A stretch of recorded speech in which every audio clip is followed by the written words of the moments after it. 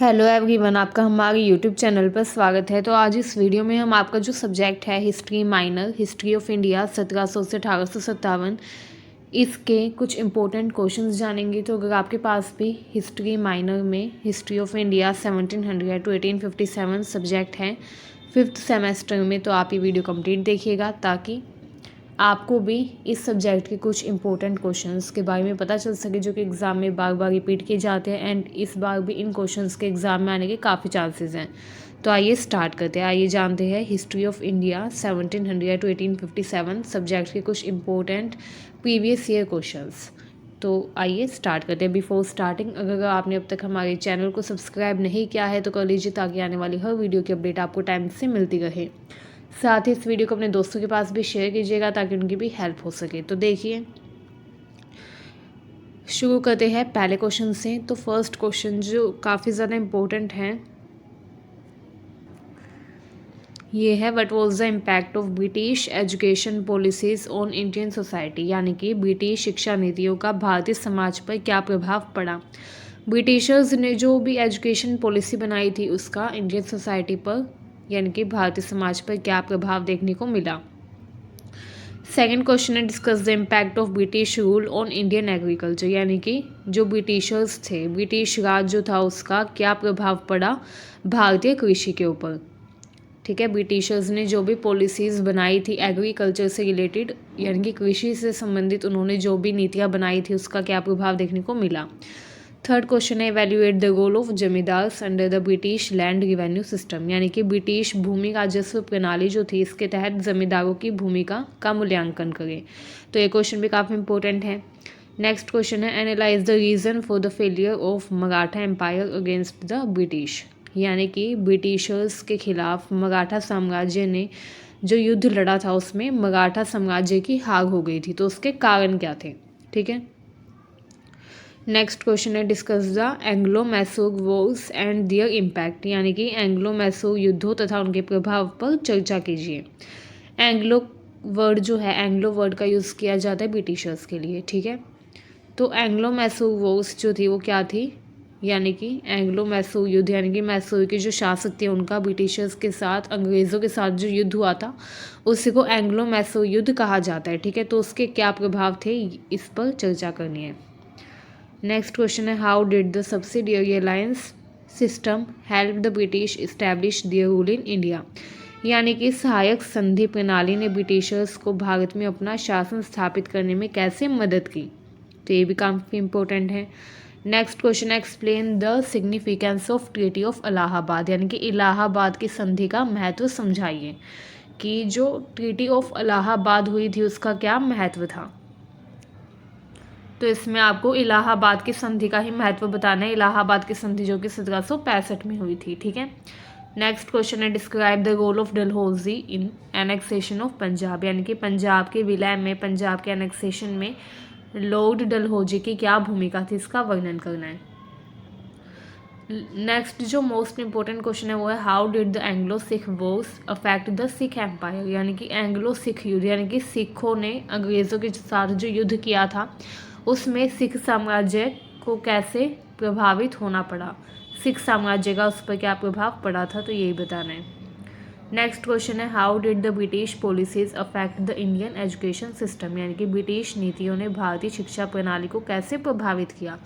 जो ब्रिटिश नीति थी उसका क्या प्रभाव पड़ा भारतीय शिक्षा प्रणाली के ऊपर। ठीक है। नेक्स्ट क्वेश्चन है, what were the consequences of the introduction of English as a medium of education in India, यानी कि इंग्लिश का, अंग्रेज़ी का क्या किया गया, उपयोग किया गया शिक्षा के माध्यम के रूप में। तो इसका भारतीय शिक्षा पर क्या प्रभाव पड़ा। ठीक है, भारतीय शिक्षा में अंग्रेज़ी का महत्व तथा प्रभाव बताना है। नेक्स्ट है, describe the role of Raja Ram Mohan Roy in the social and religious reform movement, यानी कि सामाजिक और धार्मिक जो सुधार आंदोलन हुए थे उसमें राजा राम मोहन राय की क्या भूमिका रही।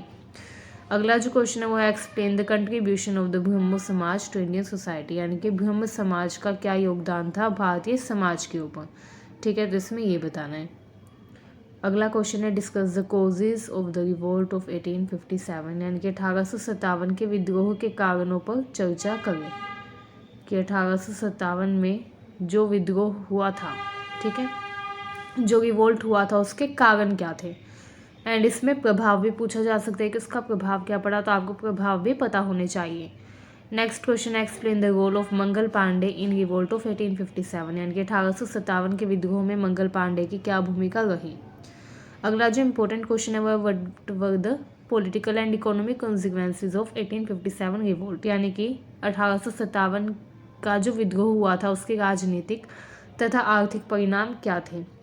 तो 1857 का जो रिवोल्ट है काफ़ी ज़्यादा इंपॉर्टेंट है एग्जाम पर्सपेक्टिव से, तो ये तो आप कंप्लीट करके जाइएगा। 1857 के रिवोल्ट पर क्वेश्चन ज़रूर पूछा जाता है, ठीक है।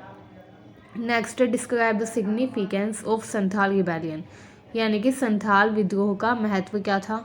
संथाल विद्रोह जो कि 1855 और 56 के बीच में हुआ था, इसका क्या प्रभाव देखने को मिला तथा इसके कारण क्या थे, तो ये भी एग्जाम में पूछा जा सकता है, ठीक है।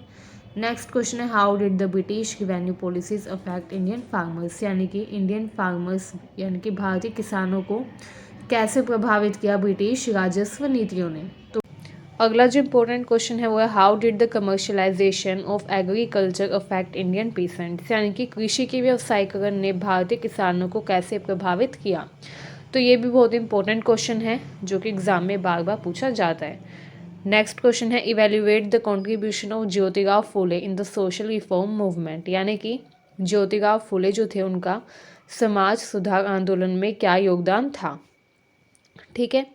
अगला क्वेश्चन है what were the objectives of प्रार्थना समाज, यानी कि प्रार्थना समाज के क्या उद्देश्य थे। नेक्स्ट क्वेश्चन है how did the social reform movement challenge caste practices, यानी कि समाज सुधार आंदोलन जो हुए थे उन्होंने कैसे जाति प्रथा को चुनौती दी, ठीक है, चैलेंज किया। अगला क्वेश्चन है describe the contribution of Dayanand Saraswati and the Arya Samaj, यानी कि दयानंद सरस्वती तथा आर्य समाज के योगदान का वर्णन कीजिए कि इनका क्या योगदान रहा। अगला क्वेश्चन है what was the impact of Sati abolition act, यानी कि सती उन्मूलन अधिनियम का भारतीय समाज पर क्या प्रभाव पड़ा। सती प्रथा जो कि 1829 में उन्मूलन इसका किया गया था, इसका भारतीय समाज पर क्या प्रभाव पड़ा, ठीक है। सती उन्मूलन अधिनियम 1829 में बनाया गया था, जिसमें ये कहा गया था कि जो भी व्यक्ति सती प्रथा का अनुसरण करेगा, इसको फॉलो करेगा, उसको कड़ी से कड़ी सज़ा दी जाएगी, ठीक है। तो ये कुछ इंपॉर्टेंट क्वेश्चंस हैं जो कि प्रीवियस ईयर में काफ़ी बार पूछे गए हैं एंड एग्ज़ाम में आने के काफ़ी ज़्यादा चांसेस हैं। तो आप इन सभी क्वेश्चंस को अगर करके जाते हैं, एग्ज़ाम के लिए तैयार करे जाते हैं, तो आपके अच्छे मार्क्स आ जाएंगे। अगर आपकी वीडियो अच्छी लगी हो तो चैनल को सब्सक्राइब करिए, वीडियो को शेयर करिए। Thank you very much.